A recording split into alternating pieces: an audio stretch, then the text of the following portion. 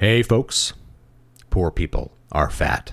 That's my clickbait title. Yes, gross oversimplification, but don't forget to check the Kickstarter campaign down below. Get yourself a limited edition hardback of King Leper, maybe even a signed hardback, or you just buy an ebook, all down below. Buy my epic fantasy tome. Now, poor people are fat. Yes, that's a major oversimplification, but the truth is there is a strong correlation between obesity and poverty here in the United States. And this is a really interesting phenomenon because it's historically, there's not really anything to compare to it. And it really flies in the face of the narratives that we tell ourselves and each other about how poverty works, namely that poverty and famine are going hand in hand, that if you're really poor, you can't eat. Well, that's true if you go back in the past, like with potato famines and stuff like that.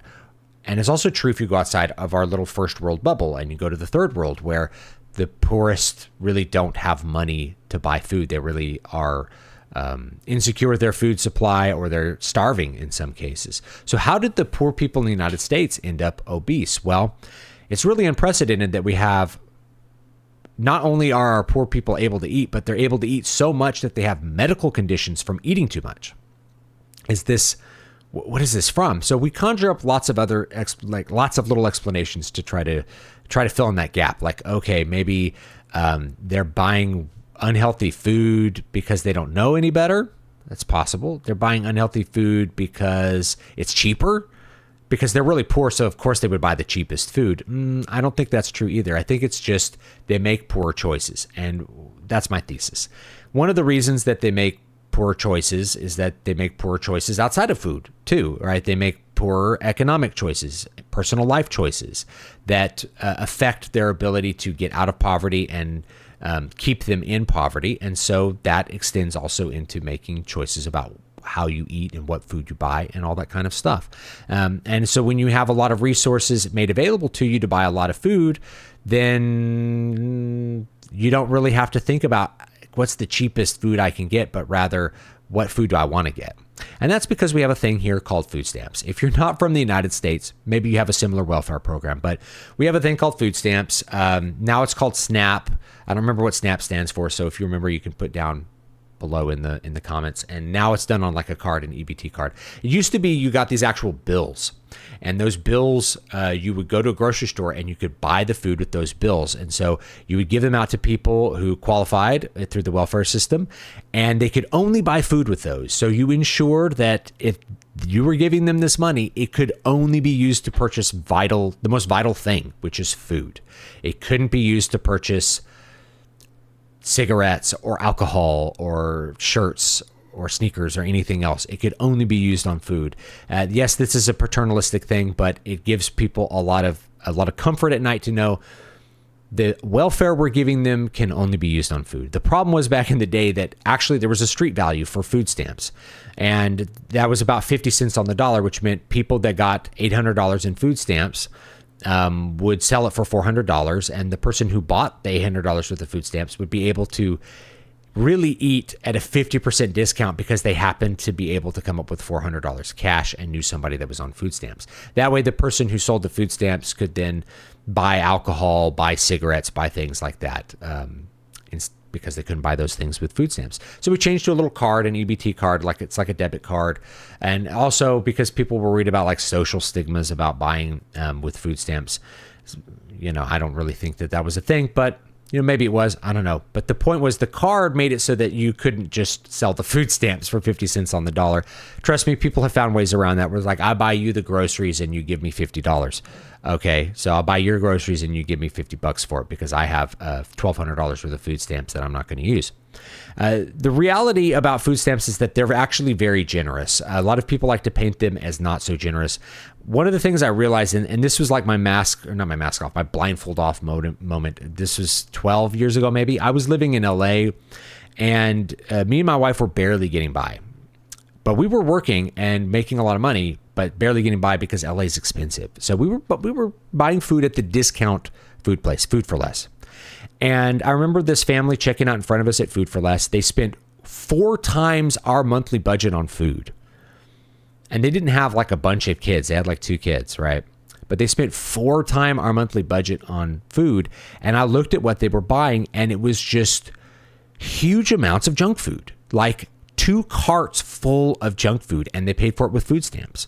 We're talking like frozen pizzas, potato chips, like bags and bags of potato chips, a whole cart full of like Gatorade and soda, stuff like that. Things that were convenience foods, junk food, cookies, things like that. That's what they were buying with their food stamps. And I'm like, oh man, they had a huge amount of, I've never seen so much. I've never seen a grocery bill this high. They're paying for it with government money.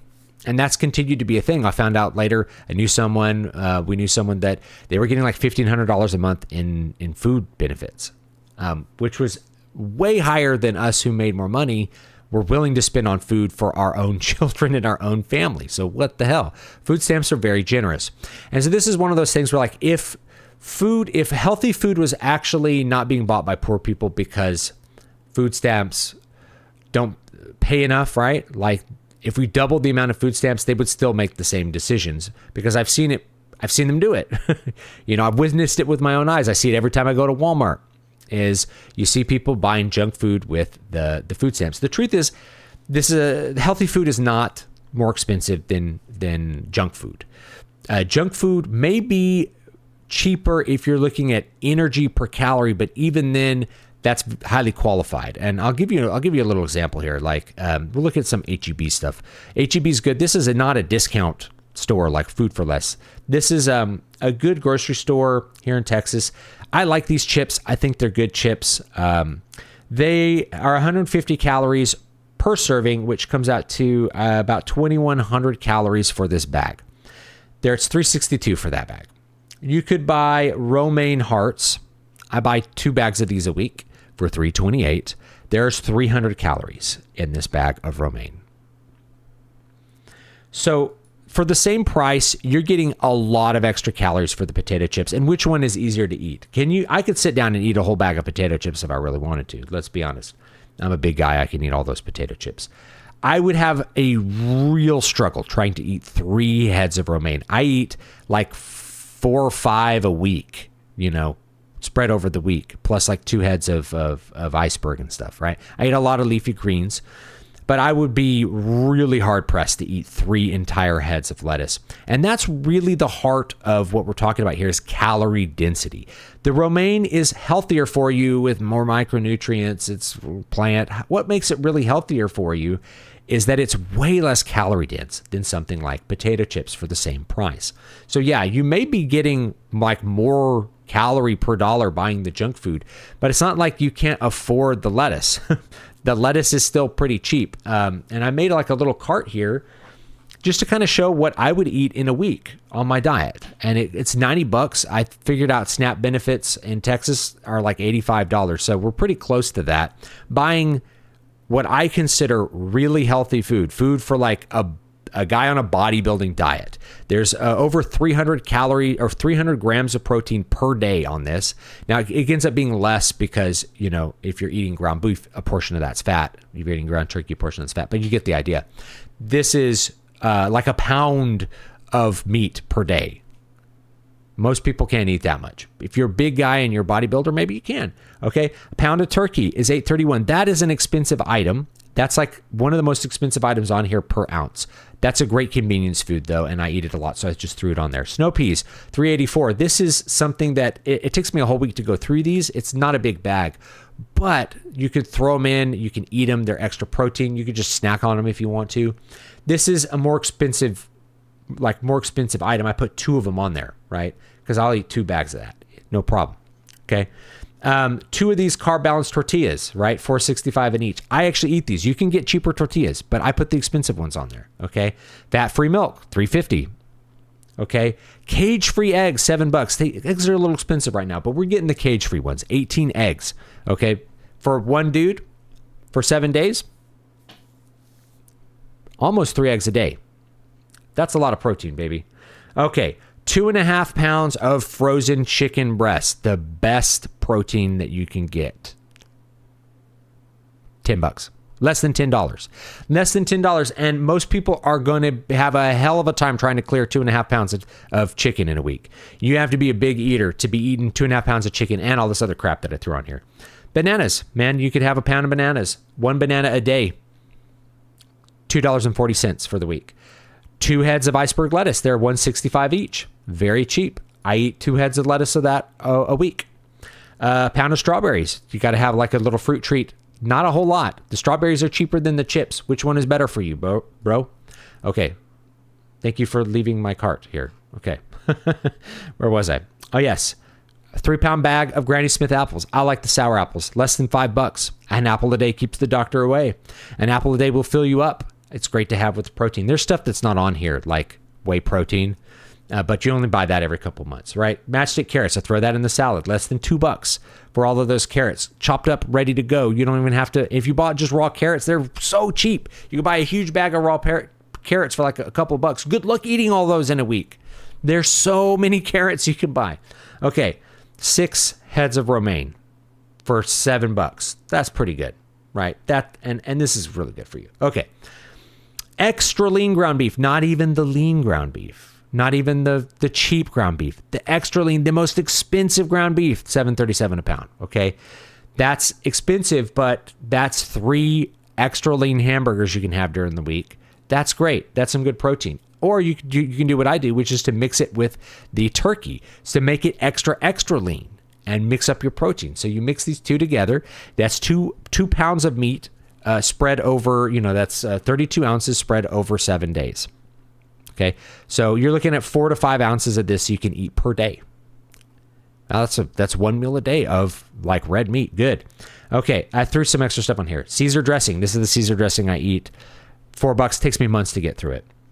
Okay, now here's the cheap thing. $3.47 for white rice. $3.62 for a bag of chips. Which one is cheaper per calorie? It is the rice. 50 servings of rice, 50 cups of rice. Wow, that's a lot. You can feed actually a lot of people with 5 pounds of rice. Why do you think it's such a staple all over the world? It's one of the cheapest and most reliable forms of carbohydrates you can get. Beans are very cheap, $1 a pound for beans. It's a source of protein and fiber. It's good for you, okay? I don't eat a lot of beans, but I threw it on there. It's cheap, okay? Curcumin soy sauce, go through that every couple months. I eat these a lot. These are $6. This is like a great treat. My kids eat this. Kodiak Power Cakes. If I just make a list of junk food it's easy to get to $100 buying 1 cookie, 1 chip, 1 tortilla chip, 1 thing of bacon, mini tacos, 1 pizza, 1 waffles. And guys are not buying one of these when I see them at the store. But 1 pizza rolls, 1 frozen French fries, 1 ice cream cone, 1 Hot Pockets, 1 nuggets, another pound of turkey because then you got to eat something that's good. Some salsa. I don't know what people do with this cheese loaf, but I see people buying it with food stamps. So I put it on there. I don't know. What do you do with the Velveeta cheese loaf? You tell me. I've never heard of anyone eating this, and I can't imagine eating it. It's so disgusting. But you tell me. Kraft Singles, Gatorade, soda. There's 1,800 calories in this pack of soda, I think. A whole day of calories in soda. Disgusting. Bread is cheap. So this stuff is not super expensive, but it's really easy to get to $100. And which of these two lists is going to be more calorie dense? Come on, dude. You're going to be getting so fat eating this kind of food, and you'll probably still be hungry because it's not that much. So there you go. You'll have to spend extra cash to get there. So my big point here is like you can make healthier choices with the same amount of money. And if you want to eat the diet that I just put up there, try to clear all that food out in a week and see how it goes. If you're still hungry, well, then you know that healthier food might be a little bit more expensive, but probably not. Okay, it's probably that the unhealthy food is still more expensive. And you have to think there's a lot of ways that poor people are able to get food besides food stamps. Food stamps are one of the ways. There's also free and reduced school lunch program. I taught at a Title I school, and we had that. So most of the kids were able to get free lunch, and they were able to get free breakfast. And I think we even had like a free afternoon meal. So there's a lot of schools where kids get 3 free meals. The kids are getting fed no matter what. And it's for the same reason, is that we can't let kids go hungry. We can't. Like morally, it's just repugnant for people to let kids go hungry. So what do? We feed kids free lunch at school. So we have them at school. At least they'll get one free meal, and then it just snowballs from there. Well, what if their parents aren't feeding them breakfast and they come to school and they're hungry? Well, I guess we'll feed them breakfast. I guess we'll feed them a snack at 9 p.m. I guess we'll feed them an afternoon meal. Before you know it, you're feeding the kids 3 meals a day, and then they're going home and eating pizza rolls, which are bought with the food stamps. So this is the thing. I don't want to make moral judgments against. I know that this is slightly judgmental, and it goes with my thesis, I guess. It's impossible not to judge people with this, but I don't, right? Like it's. What are you going to do if you have time preference that's lined up towards the convenience food? You're gonna pick the convenience food. Maybe you never learned how to cook. Maybe you don't know how to cook rice. That's a possibility too. Every so often I see these TikTok videos of like someone in poverty making food for their kids. Like, here's this fat white single mom making food for her 5 kids. And it's the most disgusting thing I've ever seen, right? It's like, I'm melting a pound of Velveeta cheese and throwing in all these spice packets. And here's a pound of hamburger. And it's like, man, wow. I'm like sweating seeing this food that you're making for them. No wonder you're obese and your kids are obese, is you don't know how to eat food. Like, not only is that, it's not even like the chips where like these chips taste really good, but they're too many calories. It's like, this sounds horrific to eat, and it's way too many calories for you and for the kids. But maybe they never learned how to do that, right? And so I tend to have a lot of just, I don't know. No one taught them how to eat right. Are they going to learn to eat right at a government school? Probably not. Did their parents teach them how to eat right? Probably not. Maybe they had different conditions, and so it just was not something that was ever really taught.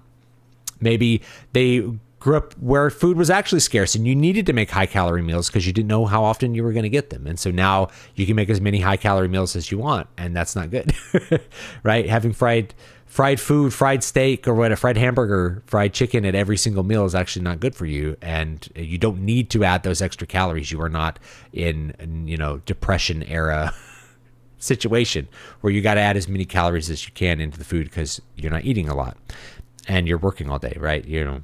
Sedentary life and stuff like that. So I see this stuff. There's probably a lot of reasons. I don't have a great solution to you, right? I'm talking about what this thing is and trying to dispel this myth. The other one is like food deserts. So people say food deserts, what they mean is the area is so riddled with crime that not even Walmart can afford to open a store there. And the reason food deserts might be a real thing. Like, there's areas where Walmart can't do business because of loss. By loss, I mean people are shoplifting and robbing the store so much that it's not profitable to keep the store open and you have to close it. That happens. And that sucks for the people there who aren't robbing the store and shoplifting, that they don't have a store next to them. But we have means of transporting ourselves around. You can take the bus to Walmart and just buy enough things to carry home, or buy a cart to put the things in for $20 or whatever, and wheel your groceries home off the bus. So you can take the bus to get groceries. I've seen people do it. I know that people can do it. They're resourceful. You don't have to buy a car to buy groceries. There's people who manage to carry their groceries home in New York City and have never owned a car, and they're not poor either. So there are ways for you to get the groceries even if you live in a food desert. But a food desert itself wouldn't make people fat, right? That would be, they have to eat at KFC because KFC is the only thing that's open in the food desert. It's like, I don't really believe that. That doesn't make a lot of sense to me. And I've also, just a little bit of personal experience, I've also been dead broke before in my life, right? I've also been poor, but I haven't come from generational poverty. So it's, for me, like, being poor is a temporary situation where I have to be really lean about the food I ate. And I ate very healthy when I was poor. Me and my roommate split a Costco membership, and we would go to Costco and we go to Costco every other week and buy all the food that we would eat at Costco. And we ate, I think, for about $100 a month, each of us. So we managed to eat very cheap and very healthy. And this was like a bodybuilding diet, huge amounts of vegetables, huge amounts of meat in order to eat this. But we were able to find ways to get that really cheap.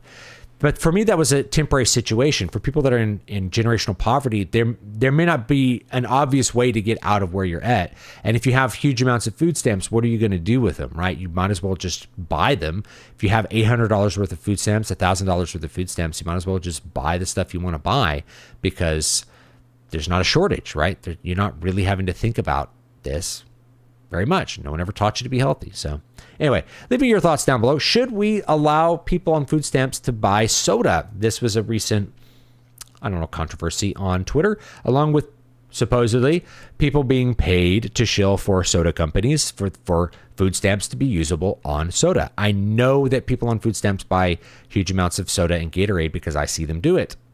Okay, so I know that they do it. So the paternalistic thing of like, we should not allow them to buy soda because soda is bad for them. It's like, I can make a case for food stamps existing simply because they're more efficient than trying to buy food for people. It's like you give them the money to buy the food and let them pick what they're going to do with it. And it's just more efficient. But the paternalistic part is inevitable because we're taking on a paternalistic role by giving them food stamps. We're acting as a father to them. Here's your allowance. I'm going to put some restrictions on that allowance because you buying whatever you want is having very negative consequences on you. It's making, we're dealing with like a group here, so, bear with me, but, it's causing you to have health problems, right? You're eating so many excess empty calories that you're becoming obese, and that's a problem. So I think you're justified in determining what food stamps can and can't buy. My main justification for food stamps is a thing of welfare, not a moral justification for welfare itself, but that relative to like giving out government cheese is that it's just more efficient than trying to give people food directly. Like, here's your bag of rice and your government cheese for the week. This is a joke that I think a lot of younger people just wouldn't understand, that the government used to give people cheese. The way that they would subsidize the agriculture industries, they'd buy the extra cheese and then give it to poor people rather than paying people to not make cheese, which is what they do now. I get paid to not grow corn. This is a Brian Regan bit from years ago. You used to not grow wheat, but there's more money in not growing corn. Yeah, people get paid to not grow corn. That's how agricultural subsidies work now. It used to be you bought the extra corn and you did something with it, like you gave it to people. But you don't do that anymore. Anyway, leave me your thoughts down below. I'd love to read them, and tell me what you think about that. So I think my thesis is correct, but I'm happy to hear people have the other opinion, and I generally know what the other opinions are going to be, and I think they're somewhat justified. But I think it's more just part of the whole thing with poverty, right? It's not just the bad food is cheaper. It's a whole thing, right? Take it easy, guys. I'll see you next time. Don't forget to check out the campaign before I go. Have a great one.